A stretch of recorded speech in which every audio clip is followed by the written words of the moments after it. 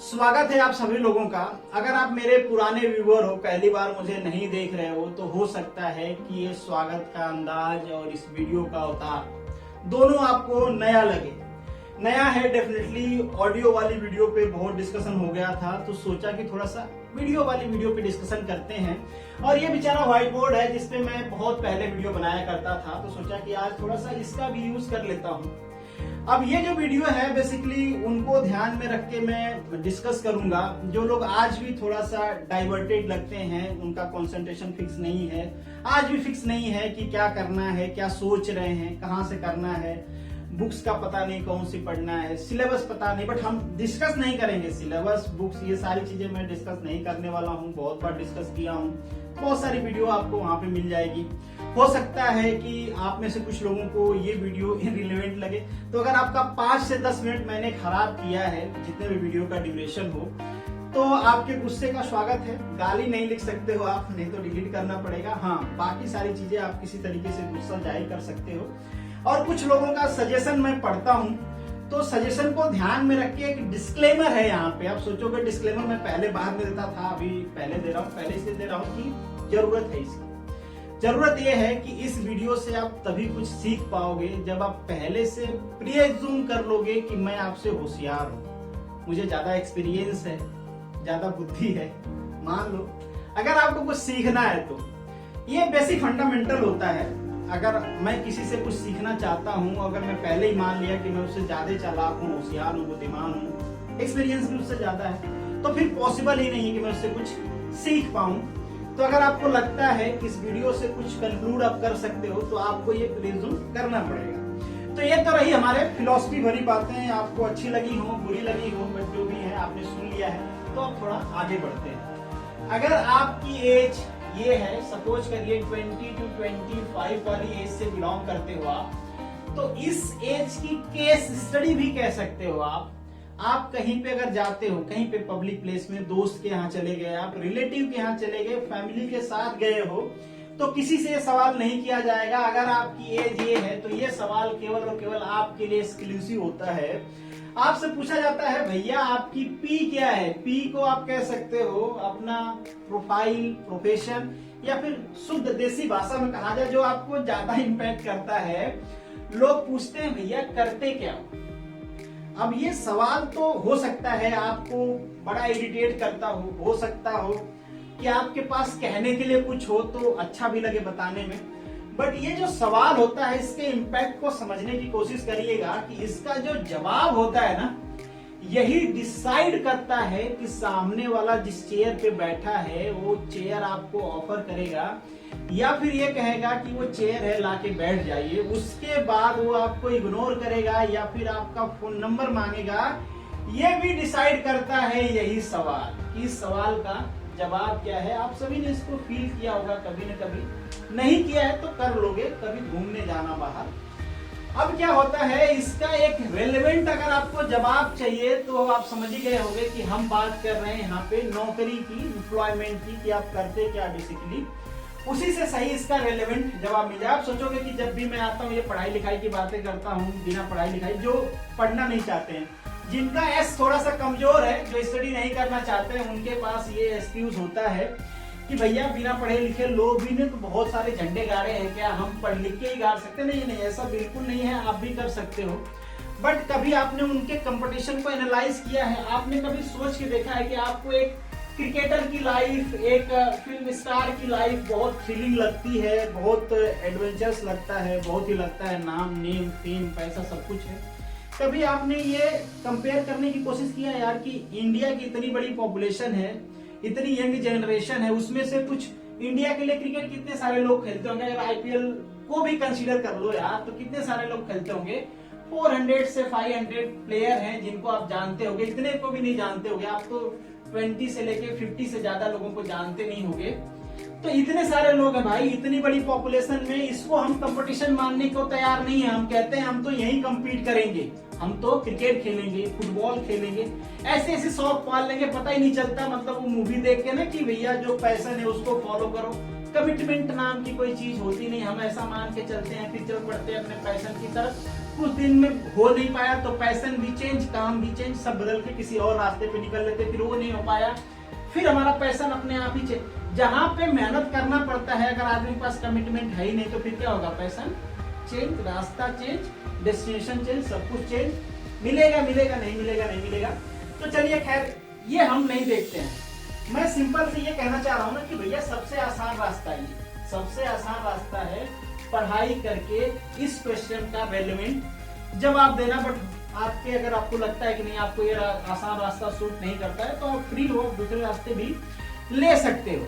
अब ये जो आसान रास्ता है इसको चूज करने के लिए भी बहुत सारे लोग कंफ्यूज होते हैं। वो क्या ज्वाइन करते हैं, क्लासेज नाम का एक कीड़ा होता है, डेफिनेटली इसको पकड़ने की कोशिश करते हैं। और यहाँ पे पहुंचते ही आपको बड़े बड़े वादे मिलते हैं कि भैया पिछली बार तो जो हमने पढ़ाया था वही आया था, उससे पहली बार हमारा 80% आया था, 90, इस टाइप के क्लेम मिलते हैं।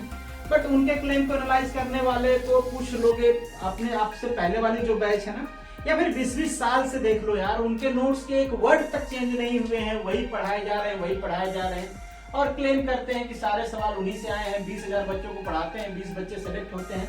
फिर भी मतलब ठीक है, उनका प्रोफेशन है, वो अपने हिसाब से करते हैं।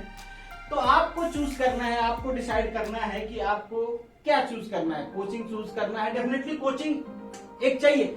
मेरे हिसाब से कोचिंग का मतलब, या फिर गाइड कह लो या फिर टीचर कह लो, इसका मतलब बस यही होता है, इसका काम बस यही होता है। चाहे वो कोचिंग हो, यार ये गलत टाइम पे जवाब दे रहा है, चाहे टीचर हो चाहे गाइड हो, इसका काम बस इतना होता है कि आपका इंटरेस्ट डेवलप हो जाए पढ़ाई करने में, या फिर जो सब्जेक्ट वो पढ़ाता है उसमें आपका इंटरेस्ट डेवलप कर दे। एक बार आपका इंटरेस्ट डेवलप हो गया ना, तो आप यार ऑटोमेटिकली सब पढ़ लोगे। बुक से बाहर से आएगा क्या, सिलेबस से बाहर से आएगा क्या? नहीं आएगा ना। तो एक बार आपका इंटरेस्ट हो गया, और जो कि टीचर कर सकता है, कोचिंग वाले कर सकते हैं, कोई भी कर सकता है, अगर वो डेवलप हो गया, वही आपके लिए गुरु भी है। और इसके बाद आप 100% खुद ही कर लोगे, जरूरत ही नहीं पड़ेगी उसके मटेरियल की। और मैं एक चीज और कहना चाहूंगा, हालांकि इस बात को मैंने इससे पहले भी एक वीडियो में शेयर किया था। कभी कभी जो मैं इंटरव्यू देखता या पढ़ता हूं तो मुझे बड़ा वो अफसोस भी होता है, गुस्सा भी आता है। कुछ लोगों का मैं देखता हूं कि वो कहते हैं कि वो 3 महीने में पढ़ के सिलेक्शन ले लिया, 3 से 4 घंटे में पढ़े और सिलेक्शन हो गया उनका। मतलब ये लोग, मुझे समझ में नहीं आता कि मतलब इतना सफेद झूठ क्यों बोलते हैं। अगर आपको कोई अपना आइडियल मानता है, आपसे एडवाइस लेने की कोशिश कर रहा है, तो यार तुम्हें एडवाइस नहीं देना है तो प्लीज मत दो। मगर ये गलत एडवाइस क्यों देते हो? अब इससे पूछो कि भैया तुम 3-4 घंटे पढ़ते थे तो बाकी टाइम क्या करते थे? क्या करते थे? मतलब आवारागर्दी करते थे। या फिर मैं ये भी नहीं कह रहा हूँ कि कोई ऐसा आदमी नहीं होगा जिसका 3-4 महीने पढ़ के, 3-4 घंटे पढ़ के सिलेक्शन नहीं हुआ हो सकता है कोई हो, हुआ भी हो। बट वो अगर सही बताए ना तो उसका बैकग्राउंड पहले से अच्छा रहा होगा, पर्टिकुलर जिस एग्जाम की वो प्रिपरेशन कर रहा हो सकता है उस स्ट्रीम में उसका ग्रेजुएशन हो, ग्रेजुएशन में बहुत अच्छा उसने पढ़ा हो, तो यहाँ पे उसको बस रिवाइज करने के लिए मिल गया हो, उसका सिलेक्शन हो गया हो। बट मैक्सिमम लोग भाई मेहनत करके ही होते हैं, पर पता नहीं जब वो मेहनत करके एक बार सेलेक्ट हो जाते हैं ना, तो जब एडवाइस देने की बारी आती है तो पता नहीं वो कौन से ग्रह पे चले जाते हैं। मतलब उनके एडवाइस का अंदाज ही बदल जाता है। साला ऐसे लगता है कि जैसे वो धरती से है ही नहीं, वो मून से उतर के आए हैं, और जैसे उतरे एलियन की तरफ एकदम बुक ऐसे पलटा, सब कुछ दिमाग में गया और उनका सिलेक्शन हो गया। सच बता रहा हूँ, कभी भी कुछ लोगों का मुझे मैसेज आता है कि मैं इतना पढ़ाई कर रहा हूँ, हो जाएगा कि नहीं। मैं इसलिए बता रहा हूँ कि भाई ये जो टॉपर्स होते हैं ना, अगर कोई भी टॉपर, कोई भी सेलेक्ट हुआ, अगर इस टाइप की एडवाइस देता है, 3 से 4 घंटा पढ़ा, 3-4 महीने पढ़ा, 2 महीने पढ़ा, 1 महीने पढ़ा, सिलेक्शन हो गया, मान लेना कि वो सबसे दुनिया का सबसे बड़ा झूठा है। और कभी ऐसे आदमी से एडवाइस लेने की दोबारा कोशिश मत करना, और ऐसे आदमी पे कभी भरोसा भी मत करना।